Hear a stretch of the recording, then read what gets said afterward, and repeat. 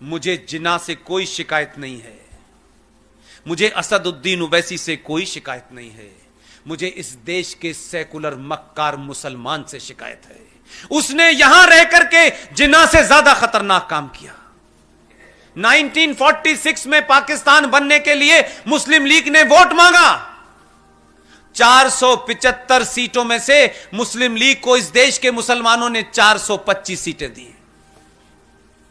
सारे देश का मुसलमान पाकिस्तान चाहता था, लेकिन कितने समझदार लोग थे, पाकिस्तान बनने के बाद यहां से गए नहीं। आपके बॉर्डर पे एक इस्लामिक मुल्क बनवा करके, एक आर्मी लगवाने के बाद, एक ईस्टर्न बॉर्डर पे आपके एक पाकिस्तान इस्लाम बनाने के बाद यहां से नहीं गए। हेलो दोस्तों, हमारे देश में सबसे खतरनाक आस्तीन के सांप कौन है जिनको बार बार हम दूध पिला रहे हैं और वो बार बार हमें डस रहे हैं। हालांकि विगत 6 वर्षों से अधिक समय से इनके फनों को कुचला जा रहा है, लेकिन इनके हौसलों की उड़ान अभी कम नहीं हुई है। पूरी जानकारी दी है पुष्पेंद्र कुलशेठ जी ने कि हम किस तरीके की चुनौतियों से जूझ रहे हैं। आइए सुनते हैं पुष्पेंद्र कुलशेठ जी को। इन्होंने पूरी दुनिया में एक ही हुनर सीखा है, ये मकान को पे कब्जा करते हैं, नेम प्लेट हटा के अपनी नेम प्लेट लगा देते हैं। जो 30,000 मंदिर तोड़े हैं, एक बताएं कोई मस्जिद ऐसी बना के गए हो ये कहें कि ये मस्जिद हमने बनाई थी। 90% मंदिरों को तोड़ के ऊपर गुम्मद बना के कहते हैं कि ये हमारा आर्किटेक्चर है। कौन सा इस्लामिक आर्किटेक्चर कहां पैदा हुआ था? हम कुछ बातों को जानना नहीं चाहते, इसलिए जिन्होंने किताब नहीं पढ़ी है, जरूरी नहीं है कि आप पूरी किताब पढ़ें। इस वक्त देश में किताब में क्या क्या आपके मतलब की बात लिखी है, उतने ही जान जाएं, उतने से ही आपका काम हो जाएगा। इसलिए जो लोग राष्ट्र को चला रहे हैं, उनसे कहिए गीता पढ़ें, और जिनको घर चलाना है वो रामायण पढ़ें। अदला बदली ना करें। मेरा मानना है कि अगर हमने गलत आइकॉन को, गलत लोगों को सही समय पे अगर बता दिया होता, उनकी हैसियत बताती होती, तो आज हमारे बच्चे अकबर महान नहीं पढ़ते और महाराणा प्रताप महान पढ़ते। भारत का पहला शिक्षा मंत्री, 99% लोग उसके बारे में नहीं जानते। और यह मैं नहीं कह रहा, उसने अपनी किताब में लिख के गया, हमने वो भी नहीं पढ़ी। भारत के पहले शिक्षा मंत्री जब पैदा हुए मक्का में, तो उनका बचपन का नाम था फिरोज बख्त। मैंने पहला ऐसा शख्स देखा कि बचपन से बुढ़ापे तक 4 नाम रखे उसने। जब वो जवान हुए तो उन्होंने अपना नाम मुइनुद्दीन रखा। जब राजनीति में आए तो अब्दुल कलाम रखा। लेकिन राजनीति में एक विशेष राजनीति करनी थी तो मौलाना अबुल कलाम आजाद हो गए। यह उनकी जाती शख्सियत की बात बता रहा हूं, लेकिन लार्जर पिक्चर क्या है, उन्होंने अपने जीते जी एक किताब लिखी है। उस किताब का नाम है India wins freedom. Oriental publication ने यह छापी है।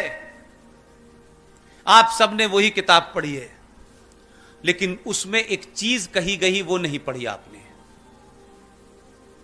यह आदमी कितना बेईमान था, अपने जीते जी इसमें सच बोलने की हिम्मत नहीं थी, क्योंकि उसको अपना एजेंडा पूरा करना था, इसलिए सच नहीं बोला। यह मक्कार आदमी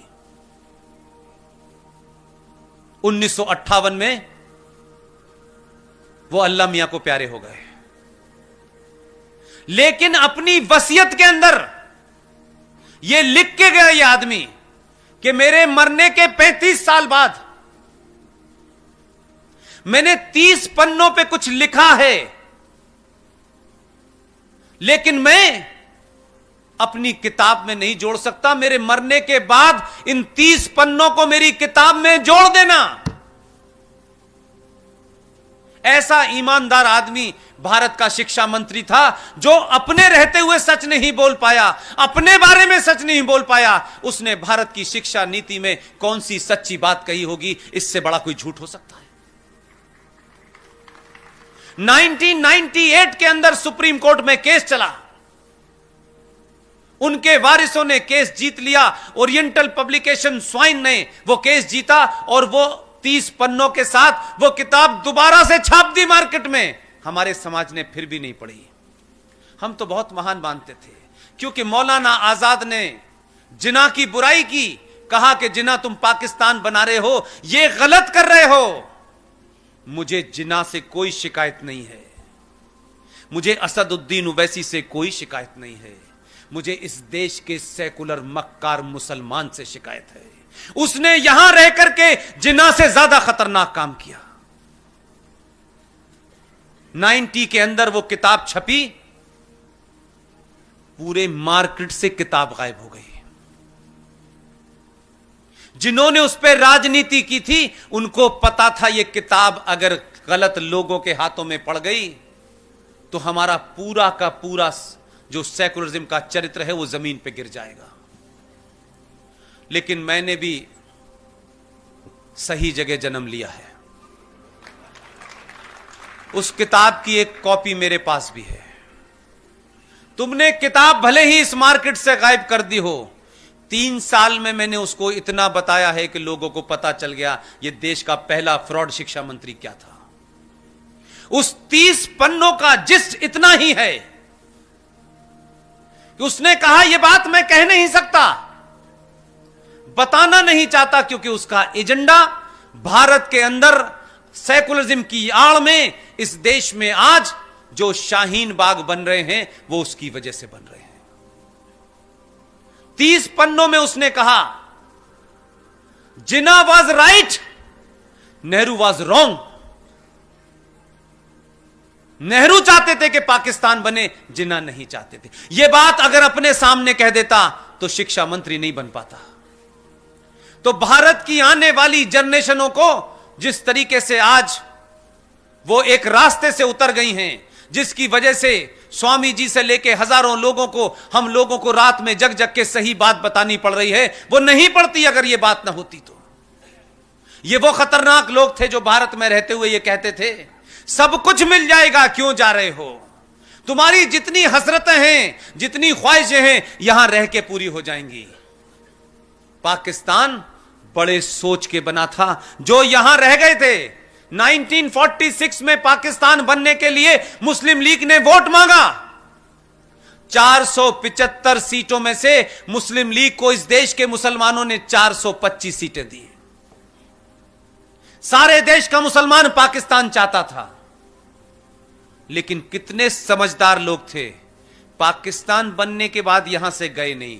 आपके बॉर्डर पे एक इस्लामिक मुल्क बनवा करके, एक आर्मी लगवाने के बाद, एक ईस्टर्न बॉर्डर पे आपके एक पाकिस्तान इस्लाम बनाने के बाद यहां से नहीं गए। इसीलिए अलीगढ़ यूनिवर्सिटी में जब मेरे बड़े भाई हुआ करते थे, मैं स्कूल में छोटा होता था तो एक नारा लगता था, वो मैं कभी समझ नहीं पाता था कि इस नारे का मतलब क्या है, क्योंकि मेरी जिंदगी सुबह से लेकर शाम तक कुरान, इस्लाम, नमाज, हरिया और शरीफ में गुजरती थी। उस वक्त ये नारा बड़ी आसानी से लगता था बीच बीच में कि लड़के लिया है पाकिस्तान, हंस हंस के लेंगे हिंदुस्तान। आज 70 सालों के बाद इस देश को पता चल रहा है कि जो यहां हैं वो इसी संविधान का हिस्सा बनके, इसी डेमोक्रेसी का इस्तेमाल करके उन्होंने एक आदर्श सत्ता इस देश में स्थापित कर ली थी। आज जो लोग धरने पे बैठे हुए हैं उनका सबसे बड़ा संकट है 1000 या नहीं राजा दाहिर सेन के बाद अगर आपने सही इतिहास भी पढ़ा होता और स्कूलों और कॉलेजों में भी नहीं पढ़ाया गया होता, तब भी आप उन किताबों को पढ़ लेते जो मार्केट में मौजूद हैं, तो यह दिन देखना नहीं पड़ता आपको। आज सत्ताएं आती तो इस देश को विश्व गुरु बनाने वाले रास्ते पे ले जाती। आज जो सत्ताएं आ रही हैं, पुराने कुकर्मों को वो साफ करते करते 5 साल बीत जाते हैं और भारतीय राजनीति में हर 5 साल के बाद वोट लेने जाना पड़ता है और वोट का डेमोग्राफी का बदलाव तेजी से हो रहा है। यही कारण है कि राजा दाहिर सेन की कहानी आपने इसलिए नहीं पढ़ी कि सिंध आपके जनगण मन के अंदर तो आता है, लेकिन सिंध का आखिरी राजा, वो हिंदू राजा जिसका नाम राजा दाहिर सेन था, उसका इतिहास पढ़ा होता तो आप खड़े होकर के ये छोटे भाई का पजामा, बड़े भाई का कुर्ता पहने हुए इधर से उधर घूम रहे हैं। ऐसा लगता है सारा ज्ञान इन्हीं को है। इनका कॉलर पकड़ के पूछते, बेशरम मक्कारों, जरा ये तो बताओ, तुम हमें काफिर कह रहे हो? हम काफिर हैं? कुरान शरीफ में 30 आयतों में 34 बार काफिर का जिक्र आया है। हमें काफिर बता के तुम मार रहे हो? जरा शर्म करो, अपने गरेबान में झांको जरा। तुम्हें अपनी औकात का पता नहीं है। तुम बहुत बौने लोग हो। छुपाने से, किताबें छुपाने से इतिहास नहीं बदलेगा।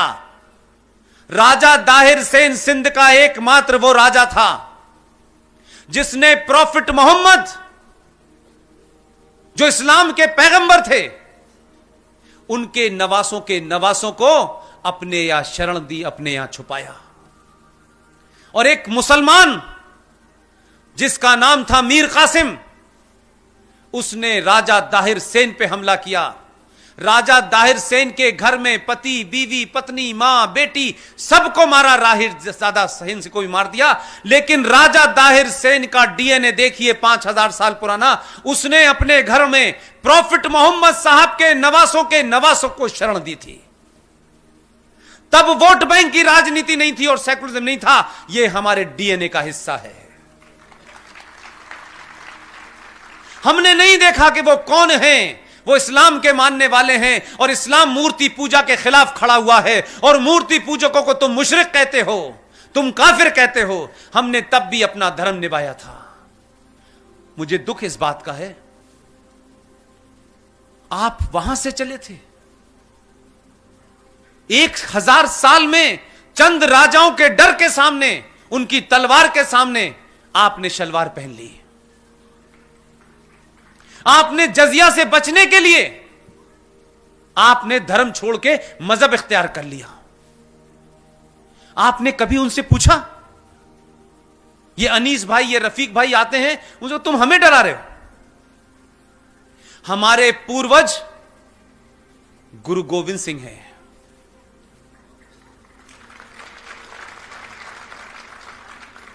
हमारा पूर्वज बंदा बहादुर है। हम तब तुम्हारी तलवार से नहीं डरे और तुम्हें हमारे ऊपर यकीन नहीं है तो सरहिंद में जाके देख लो, पंजाब में, क्योंकि तुम्हें इतिहास में हर वो बात अच्छी लगती है जो तुम्हारे फेवर की होती है। सरहिंद में जाओ। गुरु गोविंद सिंह के 4 पुत्र थे। 2 चमकौर के युद्ध में मारे गए। 2 पुत्र, 9 साल का साहबजादा जोरावर सिंह और 6 साल का जोरावर फतेह सिंह। सरहिंद का बादशाह वजीर खान ने हुक्म दिया कि इनको इस्लाम कबूल कराओ। दोनों के सामने तलवार लेकर के शाम को पेशी हुई। 6 साल के उस फतेह सिंह ने जब उससे कहा इस्लाम तुम्हें मंजूर है, आप जरा सोचिए कि आप किन की औलादे हैं। 6 साल के बच्चे ने सारी कहानी लिखी हुई है। ये मेरा और आरएसएस का लिखा हुआ नहीं है जिसे आप ये कह के टाल दें ये तो झूठ बोलते हैं। पंजाब जाइए, 6 साल के बच्चे ने कहा मैं इस्लाम कबूल नहीं करूंगा, मैं वाहे गुरु के अलावा किसी को नहीं मानता।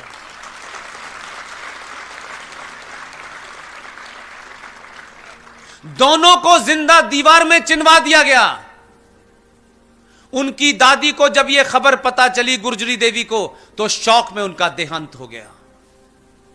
और वो यहीं तक नहीं रुका, ये कहानी पकड़ के उसे सुनाइएगा, जो दिन भर यही करते हैं, सुनाइएगा ताकि उनको पता चले तुम हो कौन। जब वो दोनों बच्चों की लाशें निकाल के रखी गईं, तो उसने जलाने के लिए जमीन नहीं दी। राजा टोडरमल ने कहा कि तुम्हें इतनी जमीन देने के लिए कितनी अशरफी चाहिए? उसने कहा इस जमीन पे जितनी चाहिए उतनी अशरफी बिछा दो।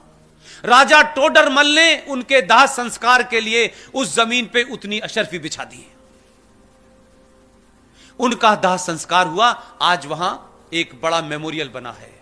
लेकिन इसमें एक और महत्वपूर्ण बात है। एक सनातनी ब्राह्मण था। उस सनातनी ब्राह्मण ने यह शपथ ली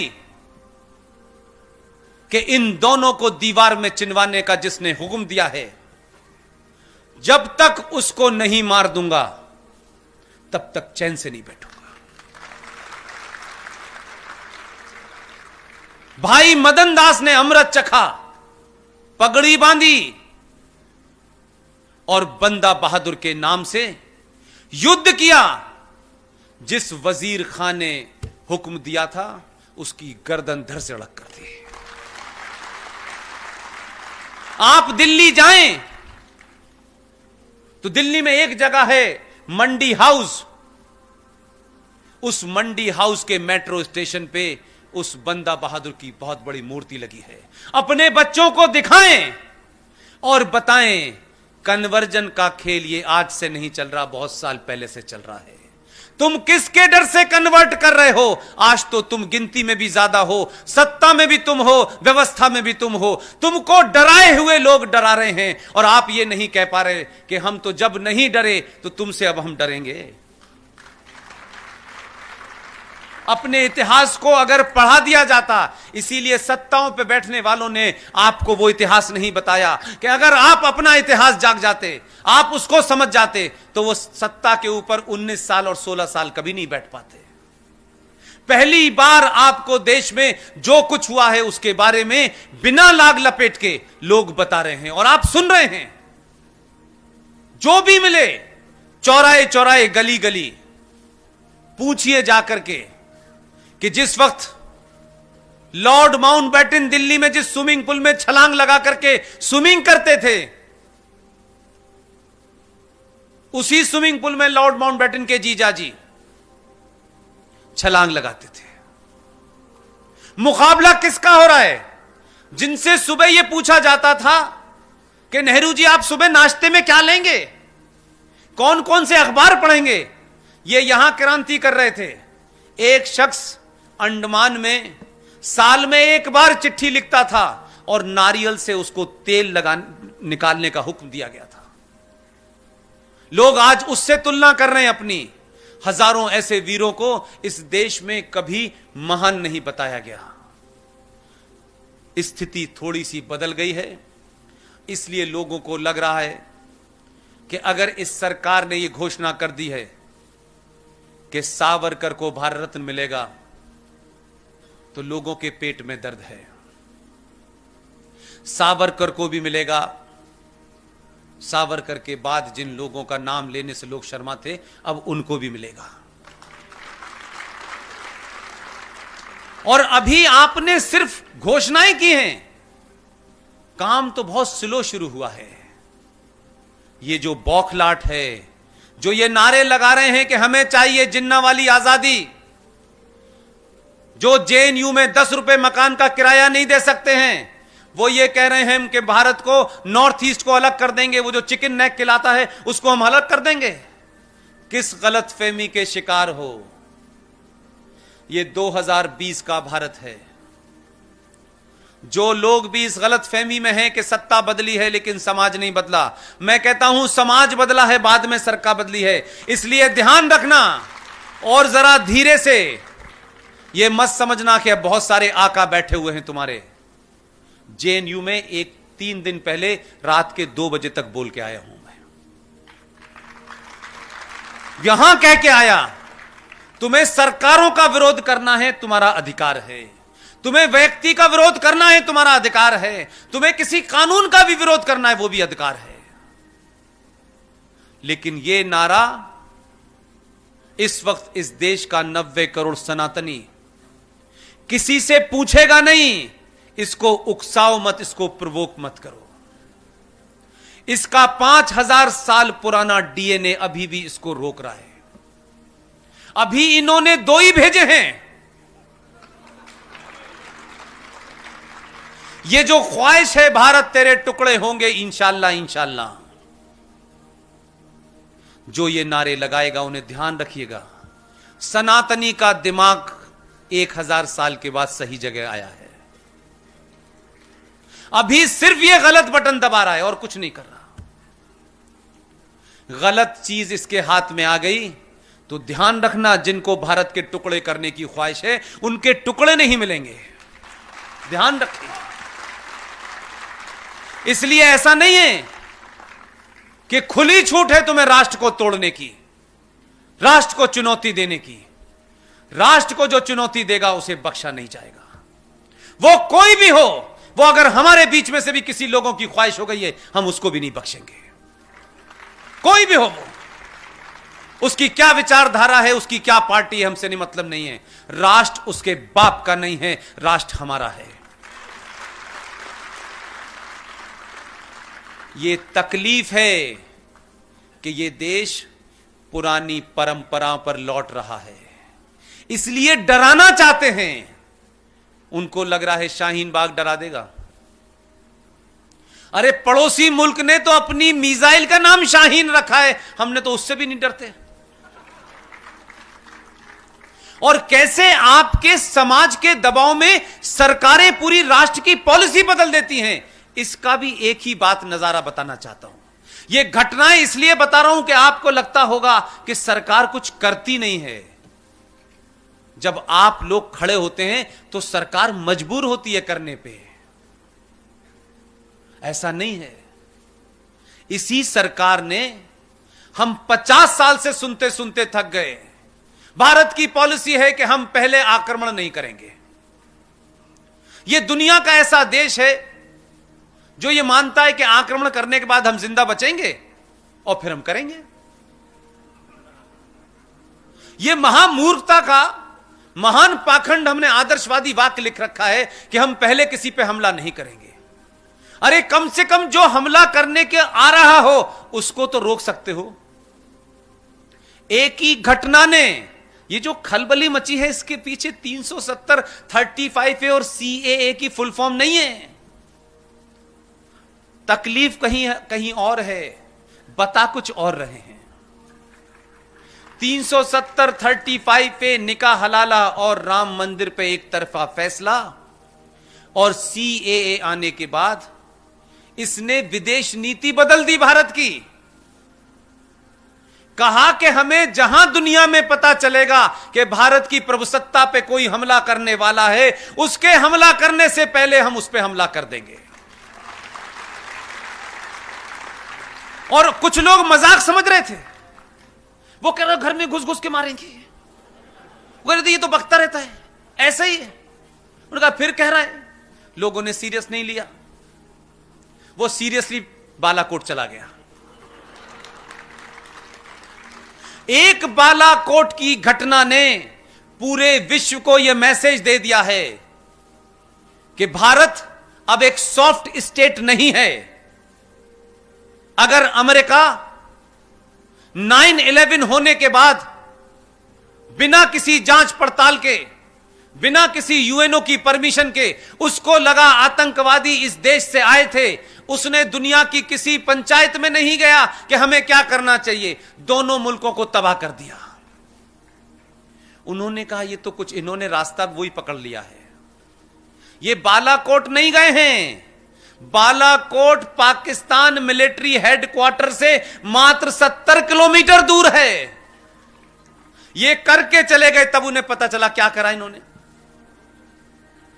ये डर इसलिए है कि आपने तमाम ऐसे आदर्श वाक्य जो खामखा लिख रखे थे, जिसका कोई अर्थ नहीं था, आपने कहा जो जिस भाषा को समझेगा उसे उसी भाषा में जवाब दिया जाएगा।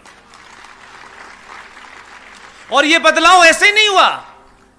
आप यह मत समझिए कि आपके देश को इतना ताकतवर हो गया कि पूरी दुनिया खामोश है। छोटी छोटी बात कैसे बदलती है, यह संतों से सीखिए। हो सकता है ये संत, मैं दिनेश जी को उसमें से माइनस कर देता हूं, मेरी भाषा ना बोलें, लेकिन ये पहले ऐसे संत में देख रहा हूं कि इनका हाथ और मुंह दोनों एक साथ चलते हैं।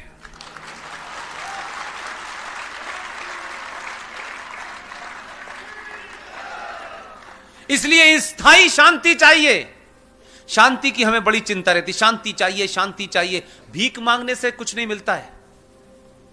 अगर स्थायी शांति चाहिए तो समय समय पर शक्ति का प्रदर्शन करते रहिए, दुनिया आपको स्थायी शांति देगी। एक छोटी सी घटना ने पूरे देश दुनिया की साइक आपके प्रति कैसे बदली है, क्योंकि आपने उस पुरुषार्थ को दिखाया है जिसके आप वंशज हैं। इस देश में हजारों राष्ट्रीय अध्यक्ष इस देश में आते थे, उन्हें ताजमहल घुमाया जाता था, उन्हें कुतुब मीनार बताई जाती थी। वो भी यही समझते थे कि यही देश होगा, यही पहचान होगी उनकी। और जाते वक्त भारत का राष्ट्रपति अपने साथ भोज कराता था, और जाते वक्त उनको उनकी पहचान के रूप में कि भारत की पहचान क्या है, हम ताजमहल दे दिया करते थे। अब ताजमहल के बारे में आप समझ में नहीं आया मुझे। ताजमहल एक कब्र है। इस्लाम में, कुरान में कब्रों का कंसेप्ट नहीं है। ये जितने भी आप कब्रिस्तान देख रहे हैं ये नाजायज हैं, ये गैर इस्लामिक हैं। ये किताब की बात बता रहा हूं, मेरी नहीं है। इसलिए कब्र को आप तो अपने घर में लाके रख लेते हैं कि बहुत खूबसूरत ताजमहल है। और आप तमाम बहनों से एक बात जरूर कहता हूं, जब शादी हो जाए तो पति से जरूर पूछिएगा ये बात कि भाई यह हमें बताओ, हमने तुमसे मोहब्बत की, शादी की, हमारे अंदर बड़ा प्यार है, अच्छी खासी ठीक ठाक शादी होने के बाद ताजमहल दिखाने क्यों ले जाते हो?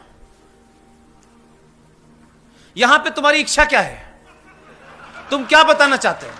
यहां क्यों लाए हो तुम हमें? और आप ताजमहल दिखाने ले जाते हैं। अभी जिंदगी के 2 दिन नहीं जिए होते, कहते हैं तुम्हारी याद में भी बनवाऊंगा। और ताजमहल लाके घर पर रख लेते हैं, बेचारी उसी से डरती रहती। उसको समझ नहीं आता मसला क्या है। पति का फंडा क्लियर है, इस बेचारी का क्लियर नहीं है। इसलिए मुसलमानों ने इस गैर इस्लामिक चीज पे कभी सवाल इसलिए नहीं खड़ा किया, उनका एजेंडा जा रहा था दुनिया के बाहर कि भारत की पहचान ताजमहल है। इसलिए मैंने कहा आपका बदलाव, आपकी सोच के बदलाव ने सत्ता पे बैठने वालों को यह मजबूर कर दिया कि वो सच बात कहें। और अगर किसी को लगता है कि कोई वोट बैंक उनसे नाराज हो जाएगा, तो फिर अगले 50 साल तक 90 करोड़ हिंदुओं को वोट बैंक बनने में क्या बुराई है? वोट बैंक हम भी रहेंगे, जाओ जिसको जो करना है। अगर वोट बैंक का ही झगड़ा है तो हमसे बड़ा वोट बैंक कौन होगा? आपका आदमी राष्ट्रपति भवन गया, होमवर्क पूरा करता है, यही उसकी तारीफ मैं करता हूं। और देश में पहला प्रधानमंत्री इसलिए शायद उसका अच्छा होमवर्क है कि 15 साल की ठीक ठाक ट्रेनिंग लेके गया है गुजरात से। अब तक इस देश में हवाई जहाज उड़ाते उड़ाते लोग प्रधानमंत्री बने, उन्हें पता ही नहीं था करना क्या है। पायलट थे, जहाज चलाते चलाते देश चलाने लगे। किसी की पुत्री थी इसलिए प्रधानमंत्री बनी। एक सोते रहते थे हमेशा प्रधानमंत्री बनके। कलाकार इस देश में बने, इसलिए इस समाज को, 5000 साल पुरानी सभ्यता को लोग सीरियस ही नहीं समझते थे। कहते अगर उस देश के प्रधानमंत्रियों का यह हाल है तो समाज का क्या होगा? लिहाजा वो शख्स राष्ट्रपति भवन गया। राष्ट्रपति से उसने एक ही सवाल पूछा कि भारत राष्ट्र की पहचान के नाम पर हम दुनिया में आने वाले राष्ट्राध्यक्ष, प्रेसिडेंट, प्राइम मिनिस्टर्स को क्या देते हैं? वो पुराने खाटी कांग्रेसी थे, उन्होंने कहा ताजमहल दिया जाता है। उसने कहा ताजमहल भारत की पहचान कब से हुई? उसने कहा यही दिया जा रहा है। उसने कहा बंद कर दीजिए। पूरे इंतजाम से किया। सनातनियों को अपना होमवर्क मजबूत करना चाहिए। बिना जाने बिना पढ़े कोई राय मत बनाइए, और नहीं पता है तो जो जानकार है उससे पूछ लीजिए। इसमें कोई शर्म की बात नहीं है कि जिस विषय पे आप नहीं जानते हैं उसी पे आप नोबेल प्राइज विनर हो जाते हैं। हमें आदत है हर चीज पे बोलने की बिना जाने भी। इस समाज में लोग हैं, आप उनसे पूछ लें क्या ये हम सही सोच रहे हैं। मुझसे भी अगर कोई चीज नहीं आती है तो जो मेरे बड़े हैं मैं उनसे डिस्कस करता हूं। हर बात में अपना ज्ञान देना जरूरी नहीं है। बिना जाने वो गया, उसने कहा 3 दिन के बाद रशिया के प्रेसिडेंट आ रहे हैं। भारत की पहचान के रूप में दुनिया के सबसे बेहतरीन कागज पर सबसे अच्छी उसकी डिजाइनिंग के साथ में अब से सिर्फ भारत यह देगा कि ये जो गीता है यही भारत की पहचान है।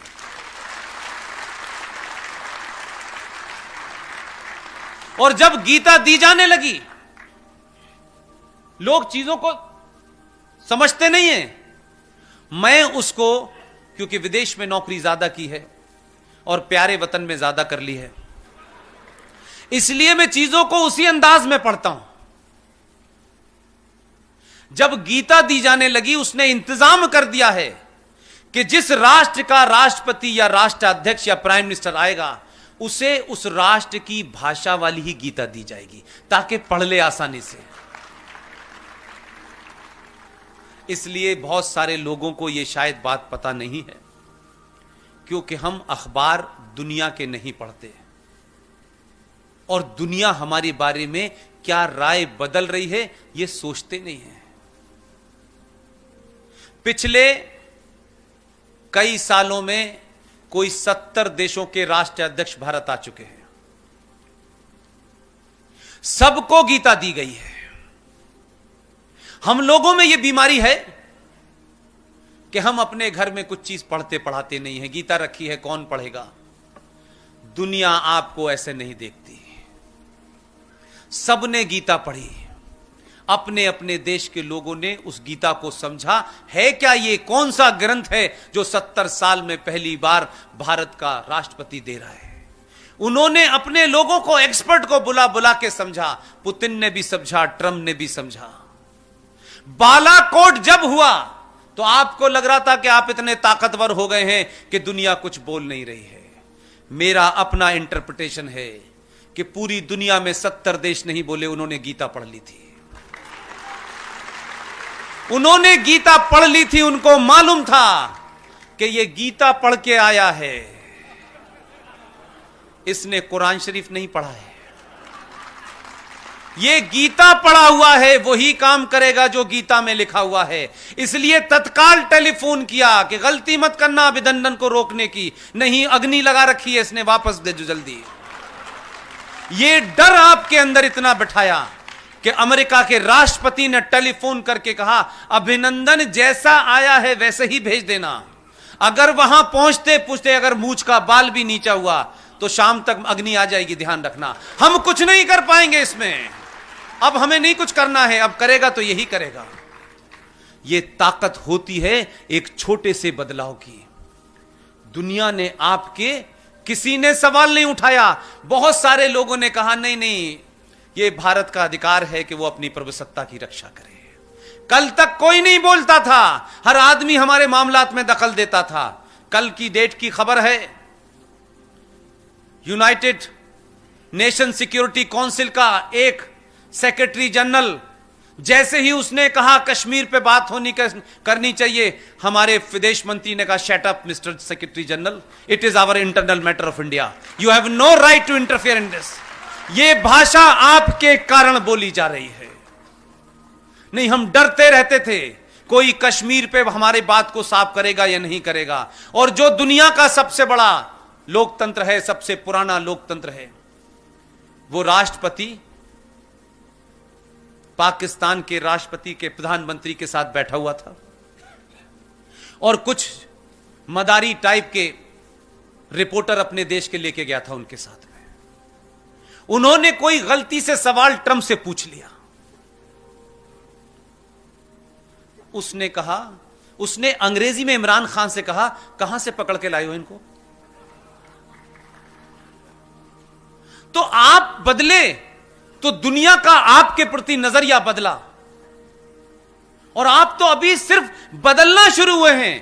इसलिए पूरी दुनिया में 370 पे किसी ने सवाल नहीं उठाया, पूरी दुनिया खामोश रही। होमवर्क पहले कर चुका था।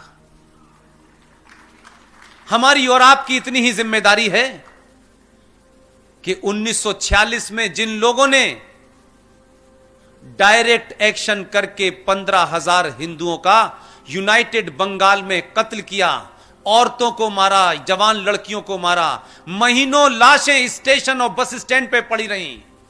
कुछ लोगों की ख्वाहिश है कि वो डायरेक्ट एक्शन करेंगे, उनको पता नहीं है कि उनका बाप है जो डायरेक्ट एक्शन का भी बाप है। इस वक्त गलती मत करना, बार बार ये कह रहा हूं, धरना प्रदर्शन तक ही रखना। तुमने बात नहीं मानी, तुम समझ रहे थे कि दिल्ली में हम पुलिस को दौड़ा दौड़ा के मारेंगे और कोई बोलेगा नहीं। तुमने ये गलती उत्तर प्रदेश में कर दी।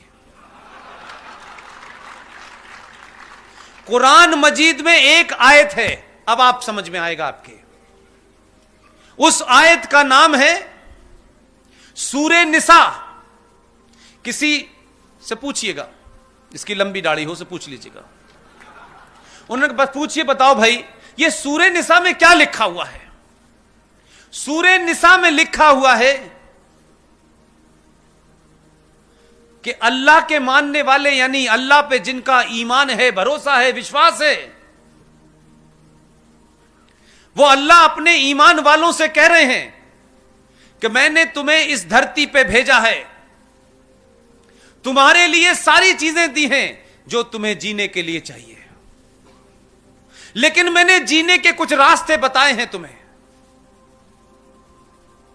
अगर तुम उन रास्तों से उठ भटके और तुमने उन रास्तों को फॉलो नहीं किया तो मैं इसी जमीन पे ऐसे लोग भेजूंगा जो तुम्हें रास्ते पे ले आएंगे। उसमें यह कहीं नहीं लिखा है कि टोपी वाला भेजूंगा, ना नाम बताया है, ना यह कहा कि आधा आस्तीन वाला कुर्ता भेजने वाला हूं।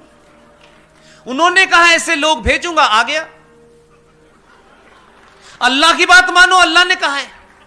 उन्होंने नहीं लिखा कि इसमें रफीक भाई आएंगे या आरिफ भाई आएंगे, उसने नहीं लिखा।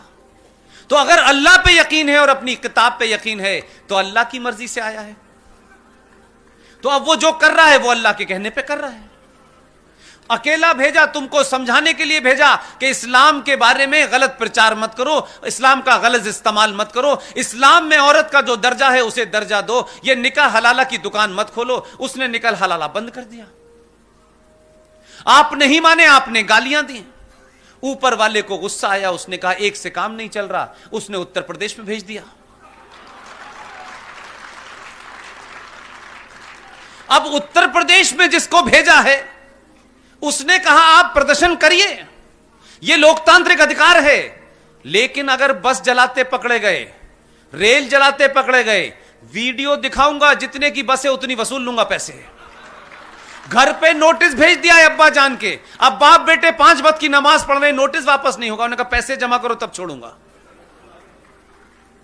तो सत्ता के बदले हुए मिजाज के पीछे आप हैं। भारत के मुसलमानों का जिस तरीके से दोहरा चरित्र यानी कि दोगलापन देखने को मिलता है, वैसा दुनिया में शायद ही कहीं मिलता हो। यहाँ इनको हर तरीके का सुविधा सहूलियत मिलने के बावजूद हर बार इन्होंने पीठ में छुरा घोंपने में कोई कोताही नहीं की, और अच्छे बनने वाले मुसलमान हमेशा खामोश बने रहते हैं उस वक्त जब ये लोग सनातनियों के साथ अत्याचार करते हैं, जुल्म करते हैं, हिंसा करते हैं, तांडव। और वही अच्छे मुसलमान तख्तियां लेकर के तब खड़े हो जाते हैं जब कहीं कोई गलती से भी एक मुसलमान चोरी डकैती या गोकशी करते हुए पकड़ा जाता है और पीटा जाता है। तो इस तरह हम कह सकते हैं कि दुनिया में अगर कोई सबसे दोगली प्रजाति धरती पर कहीं पाई जाती है तो भारतीय मुस्लिम ही है। और इन्होंने सैकड़ों सैकड़ों सालों के इतिहास में यह बात सिद्ध भी की है कि इनके दोगलेपन, मक्कारी और फरेब में कोई कमी नहीं आई है। समय भले कितना भी बीत जाए, इनके लिए कुछ भी कर दिया जाए, देश तमाम सेकुलरिज्म के दावे करता रहे, बराबरी के दावे करता रहे, लेकिन इनके रवैये में बदलाव शून्य के बराबर है। देश के बंटवारे के बाद भी कुल मिलाकर हालात ऐसे बने हुए हैं कि आज भी यह सब उसी प्रयास में है कि फिर से हम देश के अंदर भारतवर्ष में पाकिस्तान खड़े करें, कश्मीर खड़े करें और देश को अराजक स्थिति में ढकेल करके फिर से निज़ाम मुस्तफ़ा यानी कि गज़वाए हिंद टाइप की चीज़ें खड़ी कर लें। लेकिन अब ये गुमान इनका टूटने ही वाला है, ये भ्रम इनका टूटने ही वाला है, क्योंकि कोई भी चीज़ हमेशा, कोई भी गलत चीज़ हमेशा लंबे समय तक नहीं चल सकती। हालांकि हमारे पूर्वजों ने भी, गुरु गोविंद सिंह जी ने भी कहा था कि तिल में डूबा हुआ हाथ जिसमें तेल लगा हो, जितने भी तिल चिपकेंगे उतने बार भी मुसलमान अगर कसम खाए तो उस पर भरोसा मत करना। पता नहीं क्यों ये इनका जेनेटिक कैरेक्टर हो चुका है, गद्दारी, धोखेबाजी और मक्कारी। इंसान बनना इनके लिए अब करीब करीब जान के चलिए असंभव लग रहा है, मुश्किल ही लग रहा है, क्योंकि पूरी दुनिया में हर माहौल में लोग बदल जाते हैं, लेकिन ये बदलते नहीं, जैसे के वैसे बने हुए हैं। खैर, फैसला आपको करना है कि जो लोग नहीं बदल रहे हैं उनका क्या करना है, कैसे सुधारना है। जबरन वो अपने आप की ज़मीन पर अड़े हुए हैं और आपके सीने पे चढ़े हुए भी हैं। आपने पुष्पेंद्र कुलशेठ जी को सुना, आप उनके विचारों से सहमत हैं तो हमारे चैनल अखंड हिंद को लाइक करें, सब्सक्राइब करें और शेयर जरूर करते रहें, ताकि हर सनातनी तक पुष्पेंद्र जी की आवाज़ आपकी आवाज़ में जुड़कर पहुंचती रहे। फिर मिलेंगे अगले अंक में, तब तक के लिए जय हिंद, जय भारत, वंदे मातरम।